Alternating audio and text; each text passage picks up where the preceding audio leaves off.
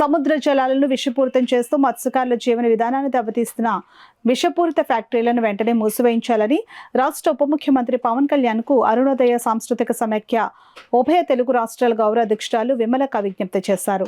పిఠాపురం పట్టణం సూర్యరాయ గ్రంథాలయం ఆవరణలో జరిగిన ఏఐఎఫ్టియు ఉమ్మడి తూర్పుగోదావరి జిల్లా మహాసభలకు విమలక ముఖ్య అతిథిగా హాజరయ్యారు. ఏఐఎఫ్టియు జిల్లా అధ్యక్షుడు కుంచె అంజబాబు అధ్యక్షతన జరిగిన ఈ మహాసభల్లో భాగంగా ముందుగా పిఠాపురం ఆర్టీసీ కాంప్లెక్స్ నుండి ఏఐఎఫ్టియు నాయకులు కార్యకర్తలు భారీ ర్యాలీగా బయలుదేరి కోటగుమ్మం సెంటర్, బంగారమ్మ రావిచెట్టు సెంటర్ మీదుగా పాత బస్టాండ్ వద్ద గల సూర్యరాయ గ్రంథాలయానికి చేరుకున్నారు. ముందుగా ఏఐఎఫ్టియు జెండాను రాష్ట్ర అధ్యక్షుడు కరీం బాషా ఎగురవేశారు. అనంతరం జరిగిన సభలో ముఖ్య అతిథులు ప్రసంగించారు.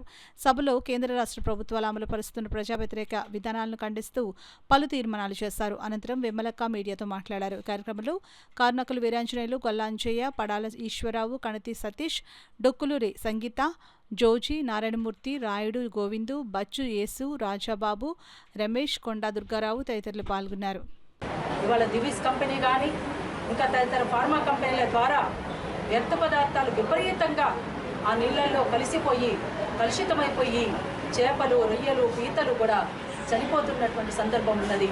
అంతేకాకుండా అవి ఒకవేళ బతికి ఉన్నటువంటి చేపల్ని తిన్నా కూడా ఆ నీళ్లు తాగినటువంటి ఆ చేపలతోటి రోగాల బారిన పడేటువంటి అవకాశం కూడా ఉంటుందనేటువంటిది వారికి విజ్ఞప్తి చేయదలుచుకున్నాం. 130 సంవత్సరాల క్రితం ఏర్పడినటువంటి 10 గంటల విధానం, ఆ విధానం మళ్ళీ 10 గంటలకు పెంపొందించి ఇప్పుడు ఇవాళ కార్మిక లోకానికి ఇబ్బంది కలుగుతున్నటువంటి సందర్భం కూడా మనం చూస్తూ ఉన్నాం. అంతేకాదు గత ప్రభుత్వంలో మద్యం దోపిడీతోటి కుటుంబాలే కూడా విచ్ఛిన్నమైపోయి మహిళలకు భద్రత లేనటువంటి సందర్భం మనం చూసాం. అట్లాంటి పరిస్థితులను ఎదుర్కొన్నాం. మహిళలపైన అత్యాచారాలు, గృహహింస పెరిగినటువంటి సందర్భాలు మనం చూసాం.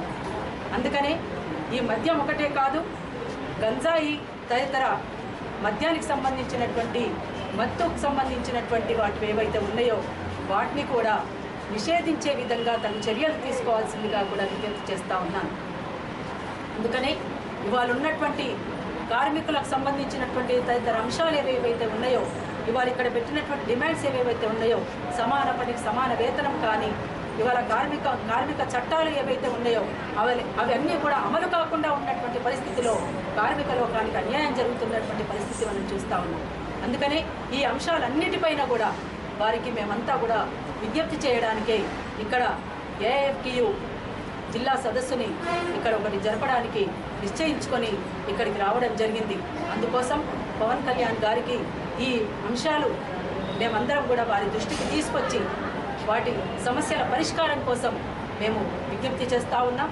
ఇవాళ దీనికి సంబంధించినటువంటి విషయంలో మీరు తప్పనిసరిగా ఆలోచిస్తారని, స్పందించి తగు చర్యలు తీసుకొని ఈ సమస్యల పరిష్కారానికి పూనుకుంటారని మరొక్కసారి విజ్ఞప్తి